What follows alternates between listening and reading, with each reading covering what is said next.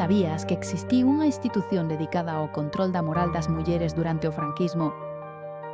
O Padroado de Protección á Muller, creado en 1902 para combater o tráfico de brancas, transformouse en 1941 nunha ferramenta de dignificación moral. O seu labor consistía en apartar as mulleres do vicio e educalas segundo os principios da relixión católica. Organizábase en xuntas provinciais e locais e contaba con centros de internamento que en Galicia foron o Fogar da Nosa Señora dos Ollos Grandes en Lugo e o Fogar Taller de Santa María Goretti en Vigo. Colaboraban entidades religiosas para garantir a súa misión, controlar a conduta feminina. Interviñan en casos de prostitución, amores ilícitos, fuxidas do fogar, aborto, homosexualidade e mesmo casos de perigo moral, que incluían comportamentos ou compañías consideradas inapropiadas. Tamén exercía a censura de expresións artísticas consideradas obscenas e vixiaba lugares públicos como piscinas ou bailes.